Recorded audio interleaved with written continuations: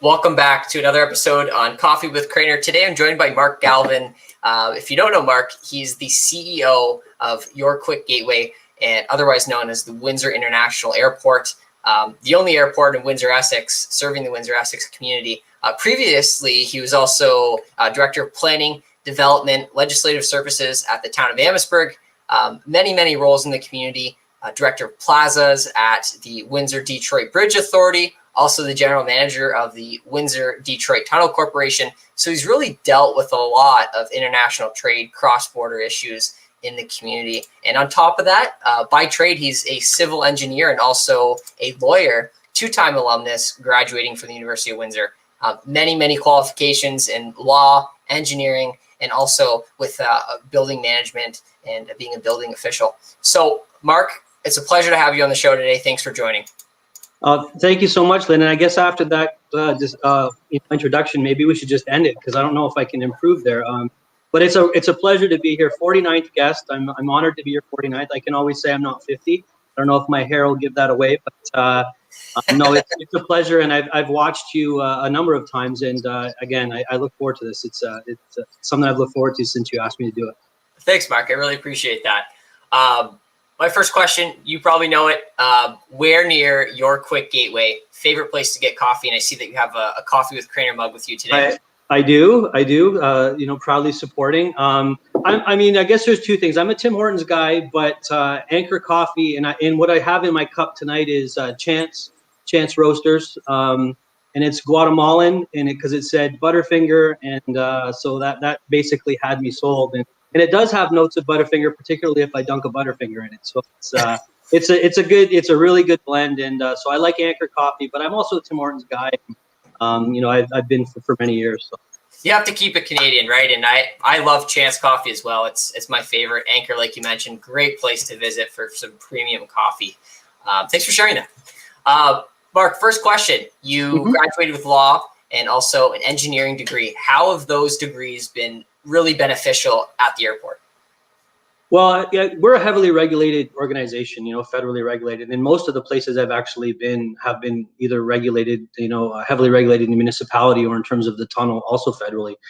So certainly that from a compliance perspective, the law degree helps. The engineering, I have a transportation specialty. In fact, I have a PTOE as well. So obviously, I've always looked for ways to marry those two degrees, and that's my whole career. I've looked for that. I did my engineering degree first, and then I got accepted to law school. And I looked for that pairing so I could kind of see things from different perspectives. Engineering teaches you certainly to think one way, and I think law teaches you another way.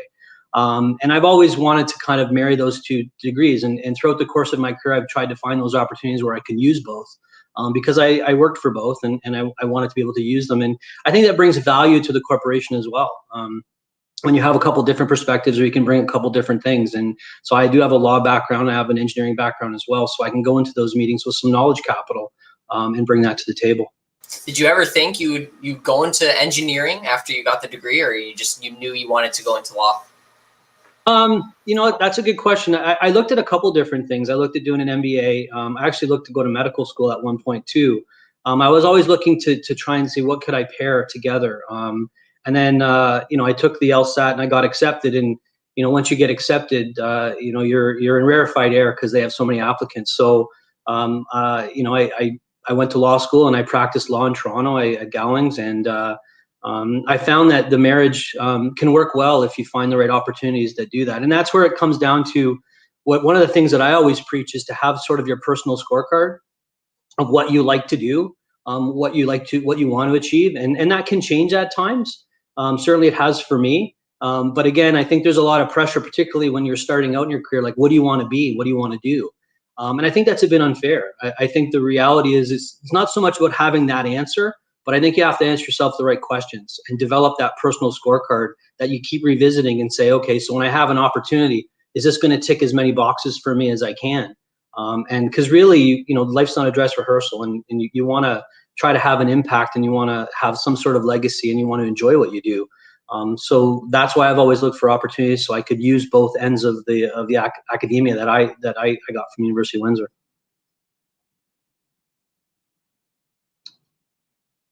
I can't hear you.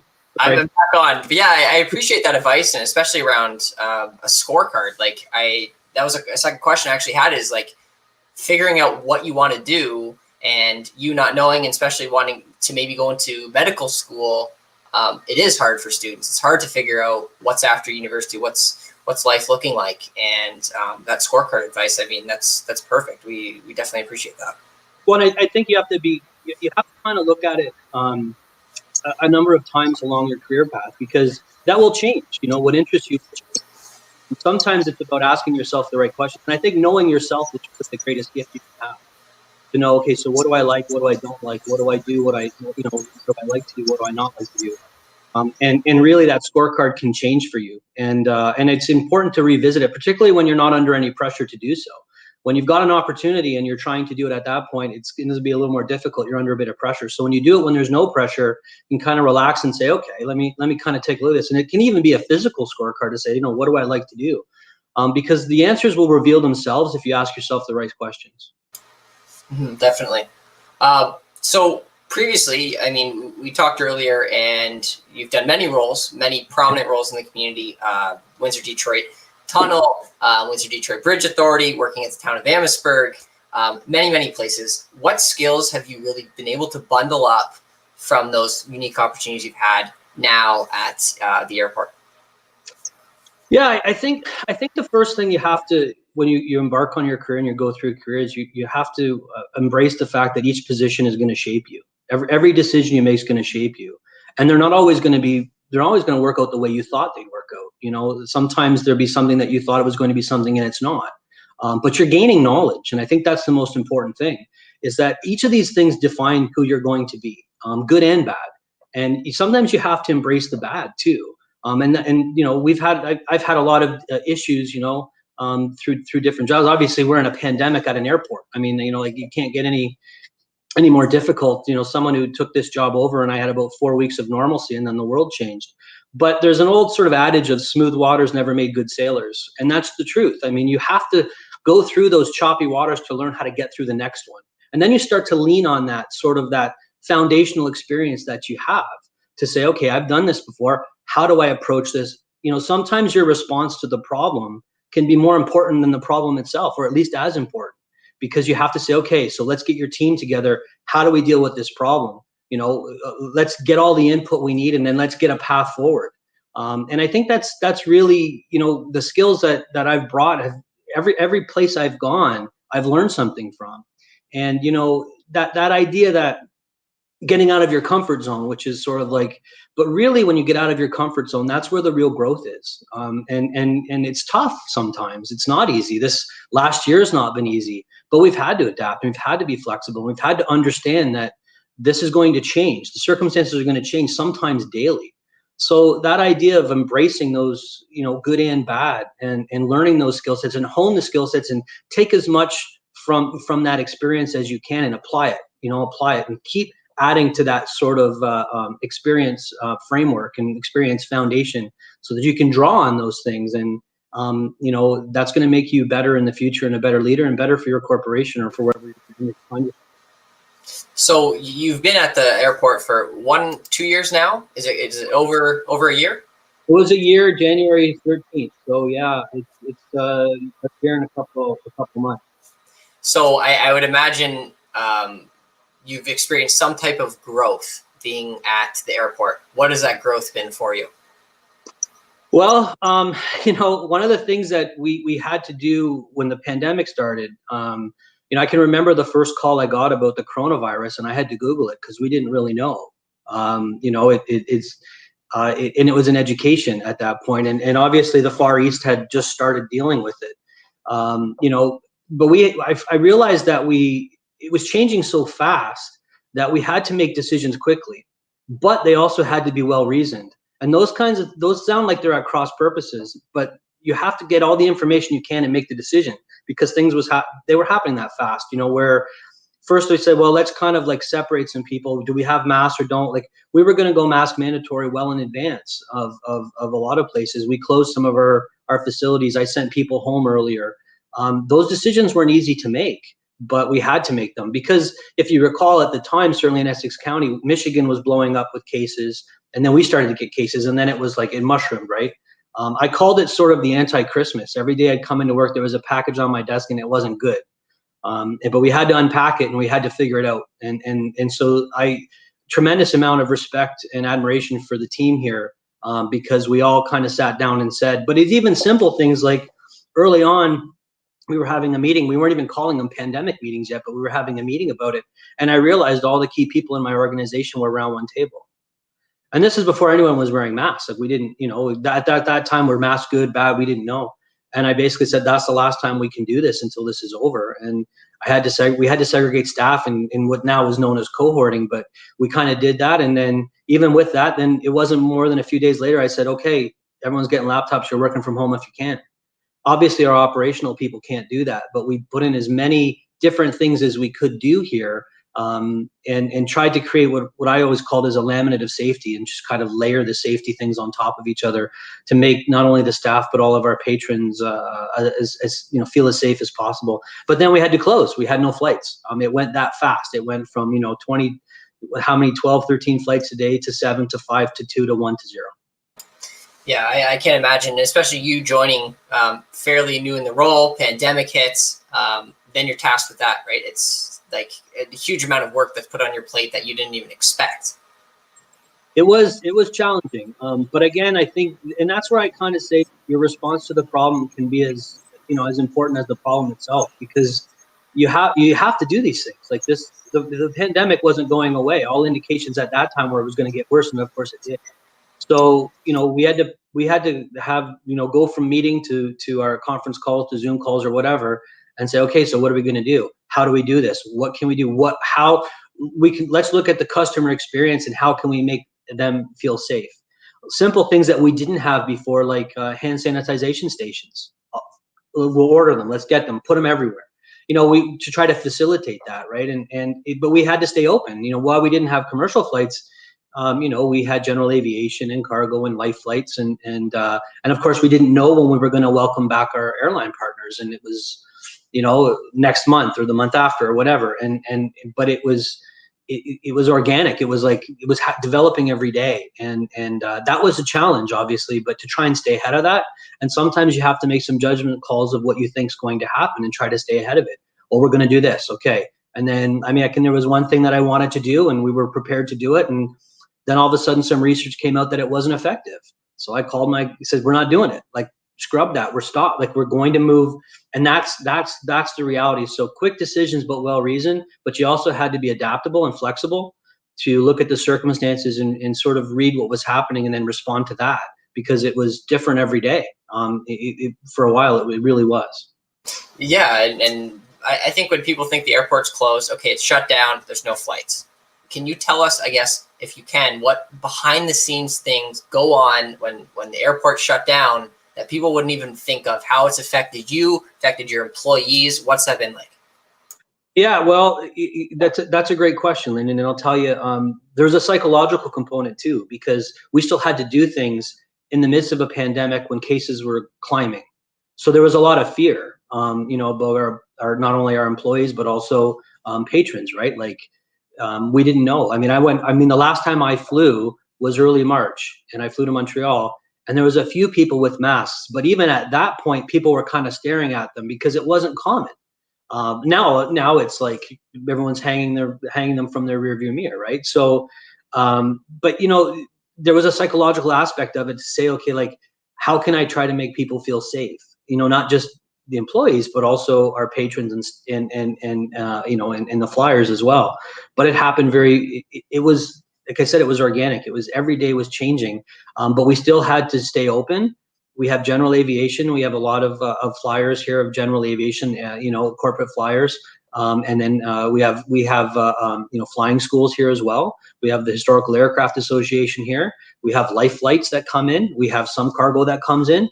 So you still have, you can't plow the runway from home. You have to come in. You can't service the airport from home.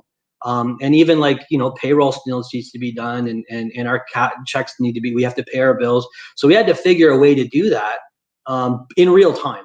and that was a challenge. But again, I give all credit to the team here that that we all kind of bound together, and I think part of my job is to try to stitch that corporate fabric a little tighter, right? And sometimes with chaos, that's what happens. You learn to adapt and you become a little tighter because you've gone through something. Yeah, and I mean, you're hit with the pandemic, and then you're also hit with another challenge of an air traffic control tower being completely wiped out, right? Any valuable lessons you've learned from that experience?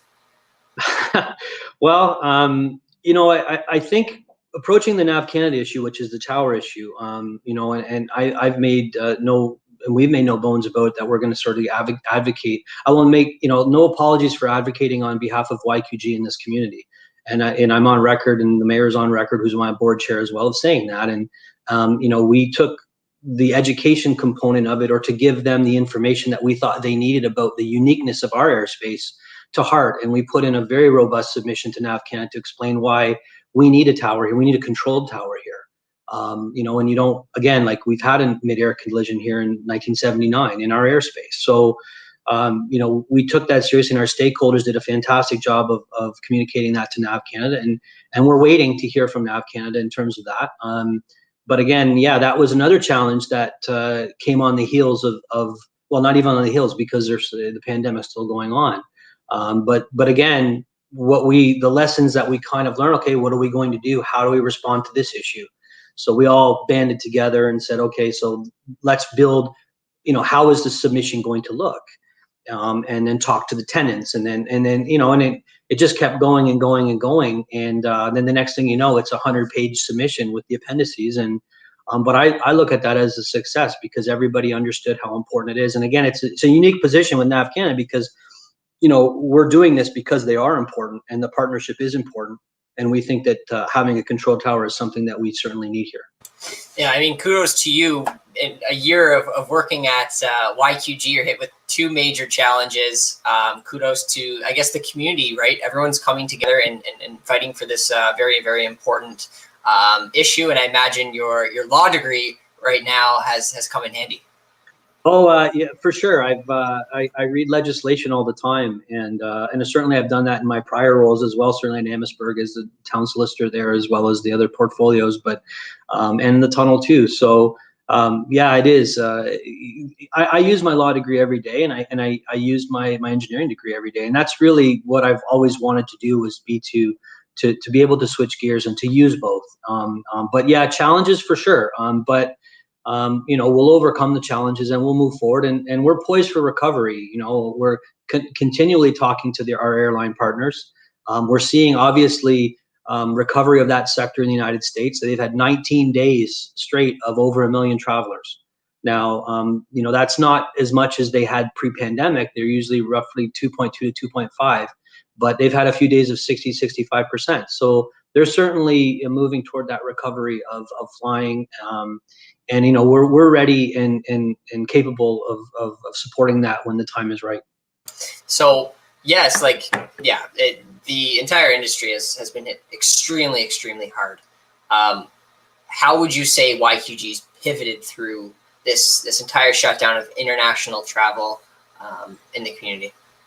Well, I think that the first pivot we certainly had to make was at some point we're going to have to move large quantities of people again, and how do we do so safely, or at least to give everyone the opportunity to be safe as safely as possible.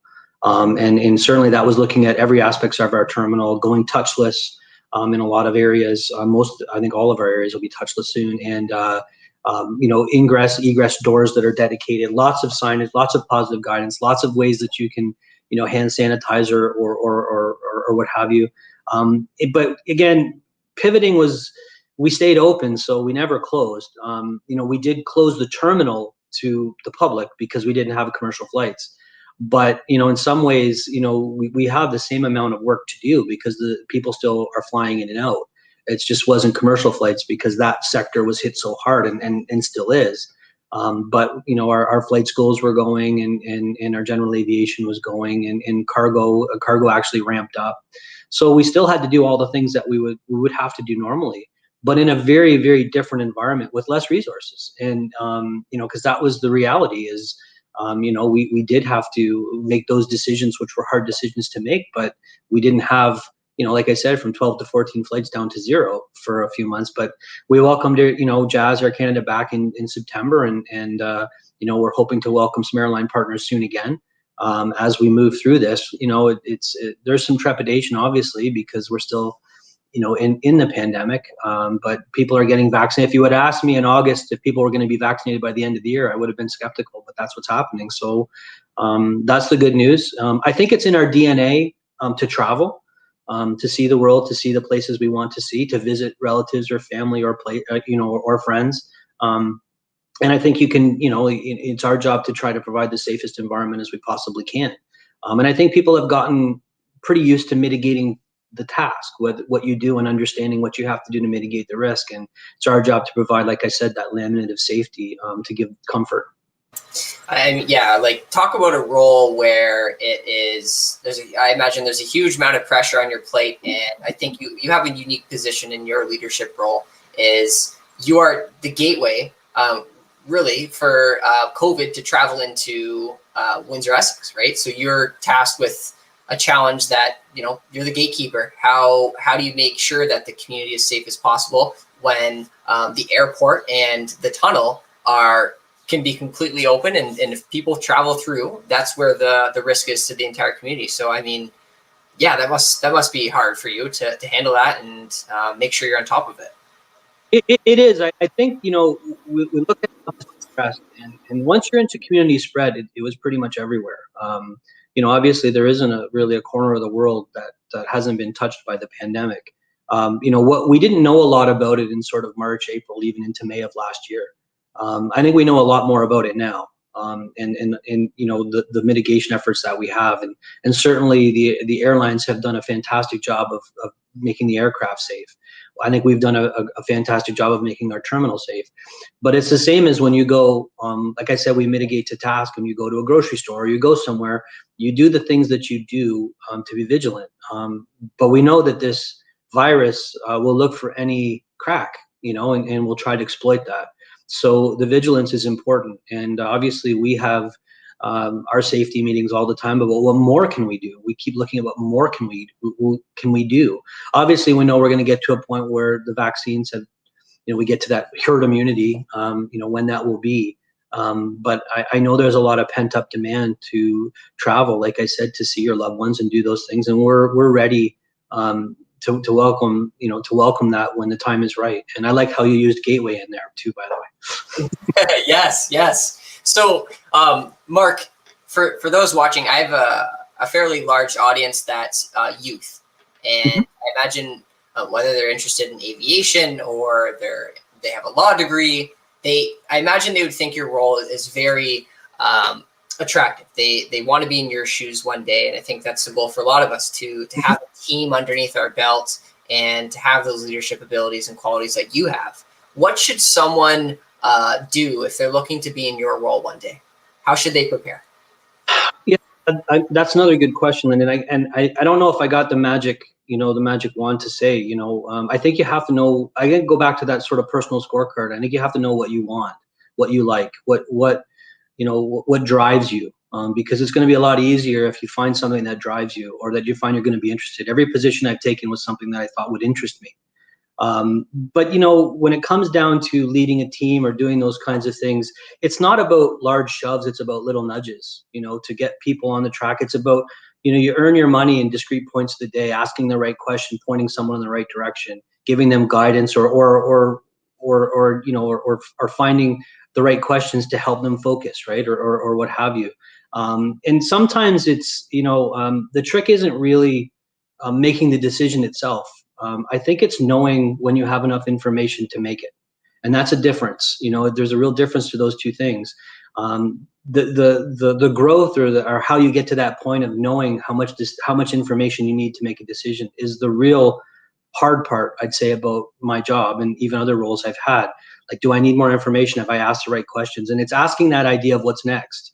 I was a big fan of the show The West Wing, which is probably before your time, but anyway, and they always said that, what's next? And they sort of one of the lines I like to use is you peel the onion, like find the layers and peel the onion. Like what if we do this, what happens?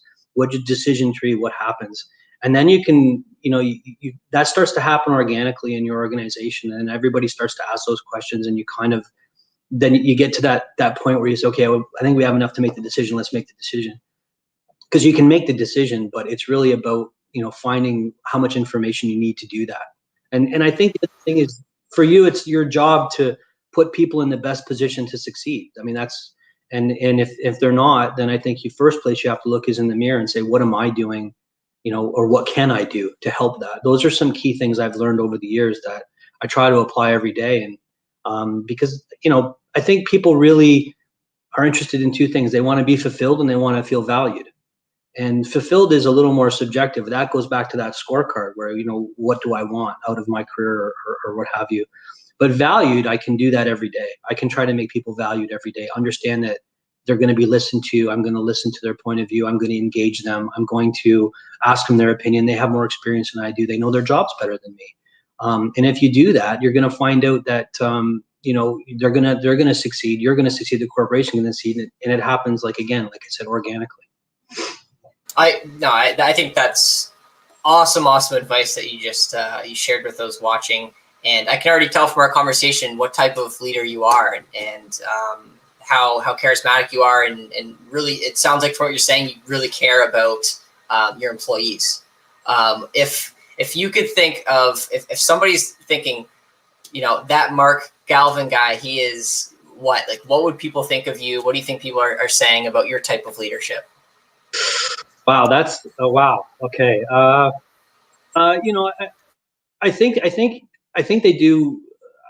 I'd like to think that they feel valued. That I'm going to ask them, and I'm going to make sure that they, I engage them to say, okay, so what do you guys think about this, or what can we do? I like to put people in a room and throw it around, because the best time to be devil's advocate and to do that is in the boardroom. It's not after things have fallen apart. That's too late. You have to do that at the beginning.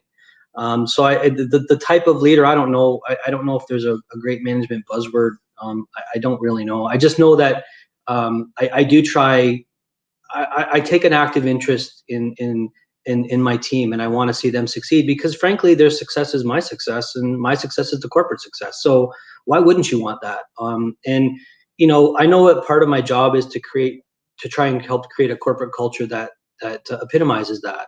And I do try to do that every day. And I try to make sure that people understand I value them. And you have to have a little fun too. It's been tough this last year, but you do. I mean, you have to, you don't want people, like I always kind of say, like, if you dread Sunday because of Monday, that's a problem.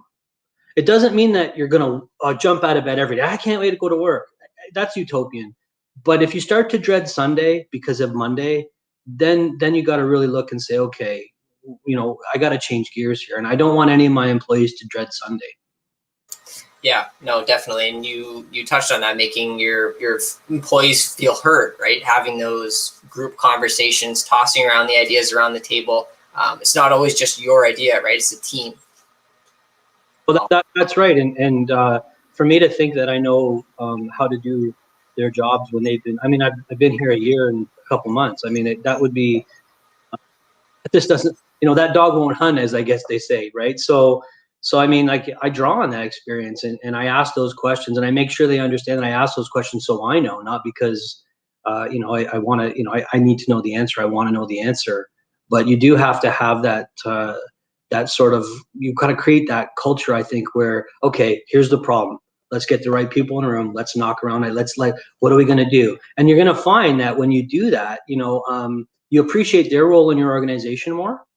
You start to understand, and then you draw on that too. And a good leader does that. You say, okay, well, we say, well, we had this happen in, 2017 or whatever, right? And so, okay, so what did we do? What did we learn from it? And sometimes the other thing is that sometimes I find what's missing is that when you have a crisis and you get past it, you got to do the postmortem. You got to see what worked and what didn't work, because that's how like I said, choppy waters, right? The next time you can navigate it maybe just a little bit better and draw on that experience, because you're constantly building that foundational experience to get through crisis. Because you know, when things are going good, it's great, you know, obviously, but things aren't always going to go good. You know, this last year has showed us that, and you have to be adaptable and flexible, and be able to say, okay, what do we do? What do we think? You know, and even when I have ideas, it's okay, let's test let's, you know, so what I think, what do you guys think? And I'll say, okay, well, obviously my idea wasn't very good. I like that better. But I have to be able to do that as a CEO, right? I have to say, yeah, mine's, you know, that's a good point. So let's switch gears, because it doesn't matter. The good ideas can come from anyone. Mm-hmm, definitely. I mean, wow, that was a lot, and a lot of insight, I think. And I think our conversation was definitely inspiring tonight. And I think, you know, in the past year and a couple months that you've been at YQG, and I mean, you've had countless roles in other places in the community, but I think you've been doing one heck of a job, and especially during a global pandemic, managing air travel in the community. So Mark, I really appreciate your time tonight and your insights. Well, thank you, Lyndon. It's been a pleasure, and I appreciate your kind words. But again, it really comes down to the group of people that are here, because there's no way that we could have done pulled together. It's just no way. You know, it's a real testament to the group here, and you know, that we've navigated, I guess, this storm, and we're not out of it yet. But I think we see that there is a light at the end, I guess, if you will. Thanks, Mark. And for our 49th episode, my 49th guest, I appreciate that. So why not send it off with a virtual cheers? Cheers. Thanks, Mark. Thanks, everyone, for watching. We'll see you very soon. Thank you.